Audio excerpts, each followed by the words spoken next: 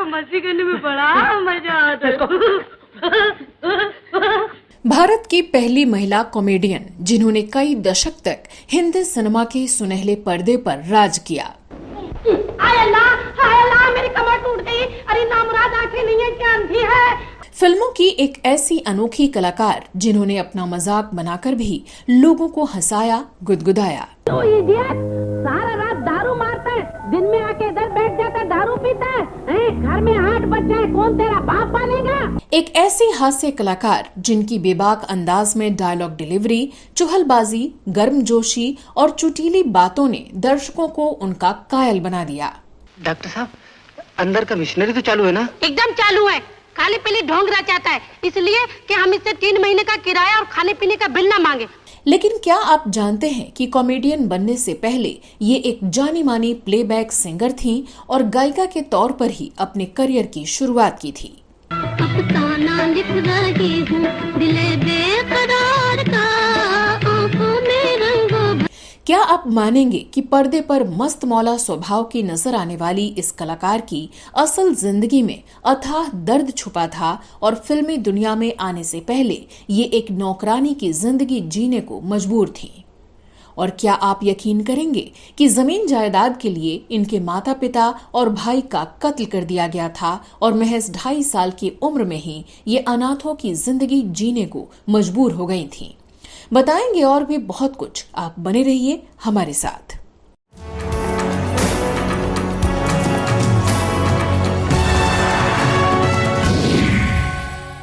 टुनटुन, जिनका नाम सुनते ही हमारी आंखों के सामने गोल मटोल हंसमुख सी छवि आ जाती है। आज भी किसी मोटी महिला के लिए यही संज्ञा इस्तेमाल की जाती है, यानी कि टुनटुन। लेकिन क्या आप जानते हैं बॉलीवुड की इस महान कलाकार की जिंदगी कैसी थी?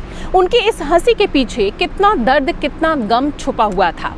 तो आज के अपने इस शो में हम आपको बताएंगे टुनटुन की जिंदगी से जुड़े हुए कुछ बेहद रोचक किस्सों के बारे में, कहानियों के बारे में। नमस्कार दोस्तों, मैं हूं श्वेता जया और आप देख रहे हैं फिल्मी बातें। ये गुलाब नहीं, मेरा नाजों का पाला कलेजा है। मैं अपना कलेजा फेंकती हूँ। 50 और 60 के दशक में वो हिंदी फिल्मों की जान थी। वो जैसे ही पर्दे पर नजर आती थीं, उनके बिना कुछ बोले ही दर्शक हंस पड़ते थे। फिल्म क्रिटिक्स कहते हैं कि वो चार्ली चैपलिन के स्तर के कलाकार थीं, या भारतीय दर्शकों के लिए शायद उससे भी ज्यादा। तुम्हें देखिए, मुझे अपना तीसरा पति याद आता है। क्या हुआ था उसे? हुआ तो कुछ नहीं था, सुहाग रात के दिन बस उसने मुझे देखा और डर गया, फिर मर गया। वो हमेशा एक मोटी लड़की के रोल में होती थी, जिसका कनेक्टिंग पॉइंट उसका मोटापा होता था। फिर भी टुनटुन के लाखों दीवाने थे, क्योंकि दर्शकों तक अपनी बात पहुंचाने के लिए वो महज भाषा पर निर्भर नहीं रहती थीं। उनके हाव भाव और बॉडी लैंग्वेज ही कहानी बयां कर देते थे। ए बिरजू, मैं भाजी खरीदने जा रही हूँ, मुझे जरा मार्केट छोड़ दे। मार्केट? हाँ मार्केट। ये हवा की आवाज कहाँ से आ रही है? तेरा टायर गया होगा। ऐसी औरत जिसे कोई पसंद नहीं करता, कभी फूहड़, गवार, मोटी, सांवली, तो कभी अजीब कपड़े पहनने वाली, डराने वाली, शादी के लिए मर्दों के पीछे भागने वाली, कभी बच्चों जैसी तो कभी बदतमीज। क्या कोई महिला ऐसे किरदारों को निभाने की हिम्मत करेगी? शायद नहीं। लेकिन टुनटुन ने इसे एक चैलेंज की तरह स्वीकार किया और उसे ऐसे निभाया कि आज तक उनकी मिसाल दी जाती है। चलिए आपको बताते हैं कि कौन थी टुनटुन, कैसे उन्होंने तय किया एक छोटे से गांव से माया नगरी का सफर और कैसे उनका नाम पड़ा टुनटुन। टुनटुन जी का पूरा नाम उमा देवी खत्री था। उनका जन्म 9 जुलाई 1923 को उत्तर प्रदेश के जिले अमरोहा के एक छोटे से गांव में हुआ था। जब वो महज 2.5 साल की थी तो उनके माता पिता की जमीन विवाद में हत्या कर दी गई।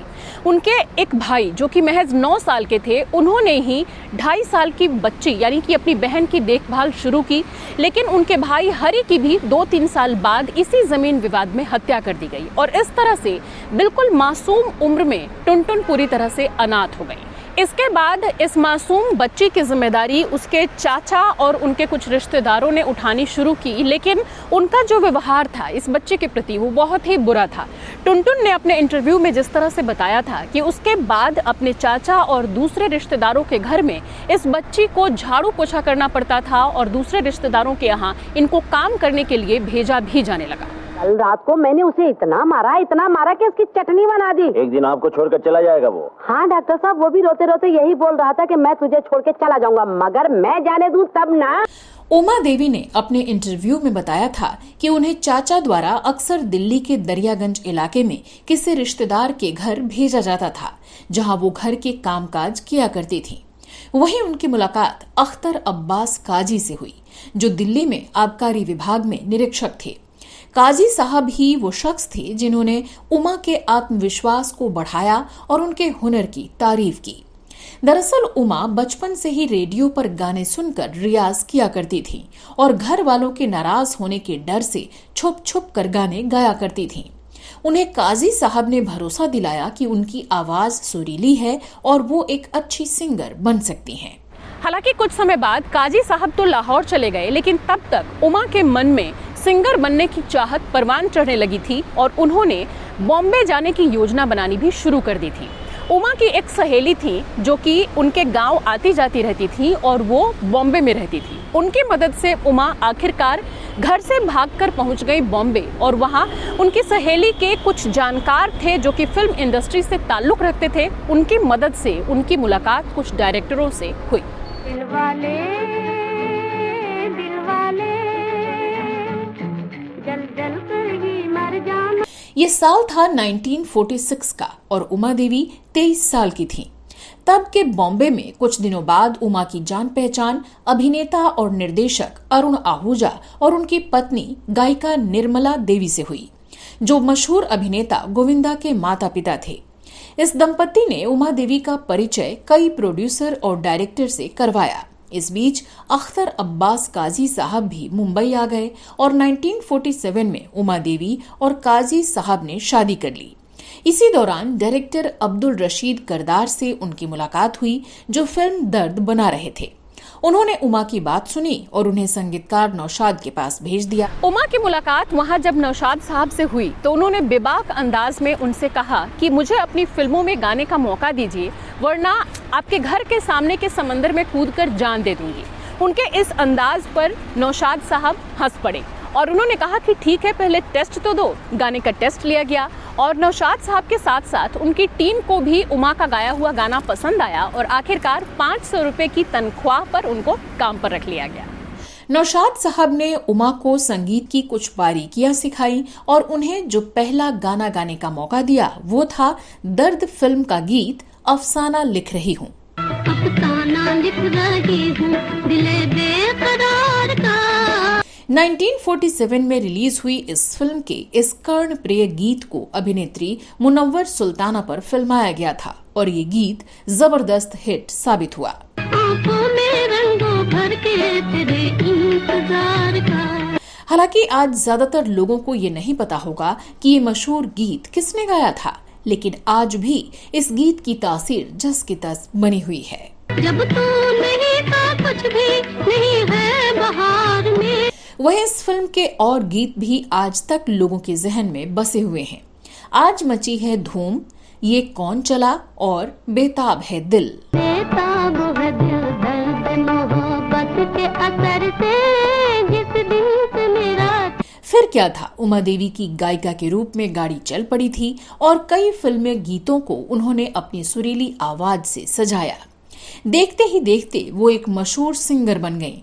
इस तरह 40 के दशक में उन्होंने लगभग 45 गाने गाए, जिसमें से कई गाने खूब हिट भी हुए। हालांकि उमा के साथ एक समस्या ये थी कि उस समय की गायिकाओं की तरह उन्होंने क्लासिकल म्यूजिक की ट्रेनिंग नहीं ली थी, इसलिए उनकी गायकी की कुछ सीमाएं थी, लेकिन वो बेहद अलग और खास गायिका थी। लेकिन इसके साथ ही बच्चों के जन्म के साथ साथ उनके ऊपर कुछ घरेलू जिम्मेदारियां भी बढ़ने लगी और इस तरह उनकी गायकी अब धीरे धीरे नीचे जाने लगी। काहे जिया डोले हो कहाँ नहीं जाए। तब तक गीता दत्त, लता मंगेशकर और आशा भोसले जैसी प्रशिक्षित गायिकाओं ने फिल्म इंडस्ट्री पर कब्जा जमाना शुरू कर दिया था। उमा देवी तब कुछ समय फिल्मों से दूर रहकर अपने परिवार में उलझी रहीं उनके 4 बच्चे हुए, 2 बेटे और 2 बेटियां। ये बच्चे तुम्हारे ही हैं ना? अपने बाप के भी, ये गुल्लू वो फुल्लू, और बाप का नाम भी कुछ मिलता ही जुलता है। लेकिन परिवार बढ़ने के साथ मजबूरन उन्हें एक बार फिर से काम की तलाश में निकलना पड़ा। वो नौशाद साहब से मिली जो उन दिनों फिल्म बाबुल बना रहे थे।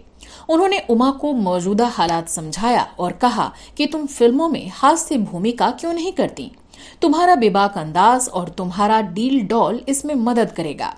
नौशाद साहब ने ही उन्हें एक नाम सुझाया, टुनटुन। उन्हें बात पसंद आ गई और वो बन गई उमा देवी की जगह टुनटुन, और नौशाद साहब की फिल्म बाबुल में इसी नाम से लॉन्च कर दी गई। मेरे को गाने आने का नहीं, बस इसका शौक है।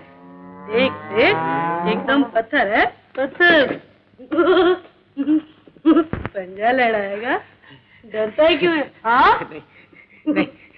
आगे चलकर यही नाम उनकी पहचान बन गया। उनका ये रूप दर्शकों को इतना ज्यादा पसंद आया कि देखते ही देखते वो हिंदी फिल्मों की अति व्यस्त हास्य अभिनेत्री बन गईं। यन्ना हवलदार है, सुबह से दोपहर, दोपहर से शाम हो गया, हमको खड़े खड़े मेरा टांगे दुखता जी। यन्ना शांति रखो। नमस्कारम सर।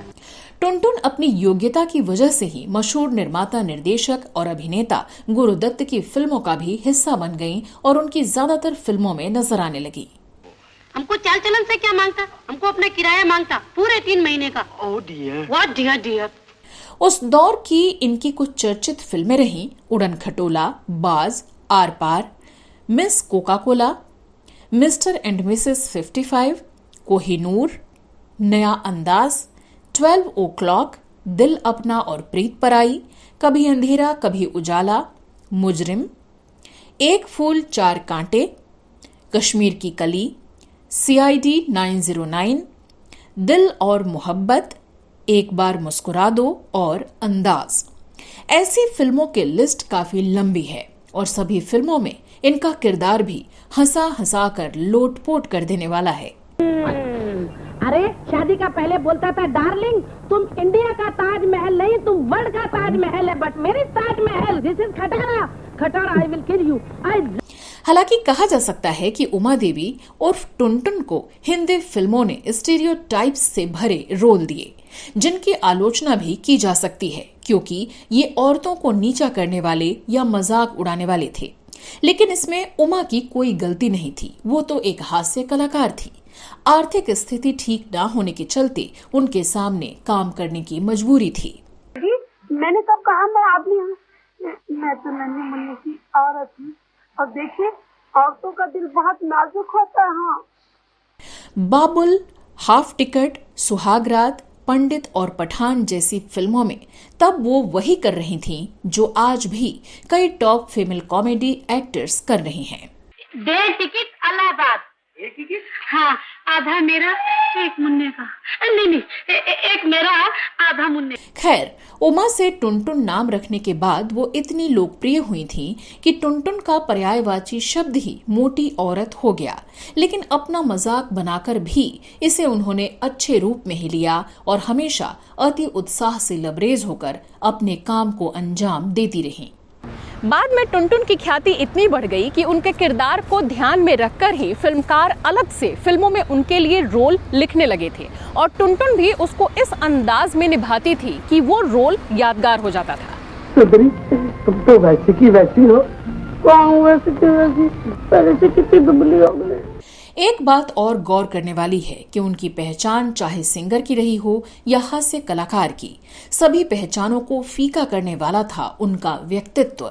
जानकार बताते हैं कि उनकी उपस्थिति बहुत ही डोमिनेटिंग हुआ करती थी। जहां वो मौजूद होती थी, बदतमीज शख्स भी तमीज सीख लेते थे। उन जैसी तेज तर्रार, वाकपटु, बेधड़क और चतुर अंदाज की महिला का मिलना दुर्लभ है। वो न खास पढ़ी लिखी थी, न ही माता पिता का साया नसीब हुआ था। बचपन से बड़े होने तक एक के बाद एक दुख मिलते रहे, फिर भी उन्होंने फिल्म इंडस्ट्री में गायकी, एक्टिंग, सम्मान, हर चीज खुद के दम पर हासिल की, ना कि किस्मत से। पुरुषों के वर्चस्व वाली दुनिया में वो चट्टान की तरह खड़ी रहीं और अपना रुतबा बनाया। 70 के दशक में उनकी सक्रियता में कमी आनी शुरू हुई और फिर कुर्बानी और नमक हलाल जैसी फिल्में करने के बाद उन्होंने खुद को अभिनय से दूर कर लिया। उनकी अंतिम फिल्म 1990 में आई कसम धंधे की। 90 के दशक की शुरुआत में उनके पति काजी साहब गुजर गए, जिसके बाद वो कुछ अकेली हो गईं। फिर वो अधिकांश समय अपने परिवार के साथ गुजारने लगीं। 24 नवंबर 2003 को बांद्रा के एक निजी अस्पताल में उन्होंने इस दुनिया को अलविदा कह दिया। लेकिन आज भी वो हिंदी फिल्मों की पहली और सबसे सफल महिला कॉमेडियन के रूप में याद की जाती हैं और उनका नाम लेते ही लोगों के चेहरे पर मुस्कान तैर जाती है। तो दोस्तों, आज का शो आपको कैसा लगा हमें कमेंट सेक्शन में लिखकर जरूर बताइएगा। आपको टुनटुन जी के बारे में कुछ और जानकारी हो, कोई और किस्सा या कहानी आपको पता हो तो वो भी लिखकर बताना मत भूलिएगा। चलते चलते आपको एक और जानकारी दे दूं कि अगर आप मेरी तरह घूमने फिरने के शौकीन हैं तो मेरे दूसरे channel Shweta Jaya travel blog की सैर करना मत भूलिएगा। वहाँ आपको अलग अलग जगहों, मोनूमेंट्स और रिलीजियस प्लेसेस के बारे में पूरी जानकारी मिलेगी।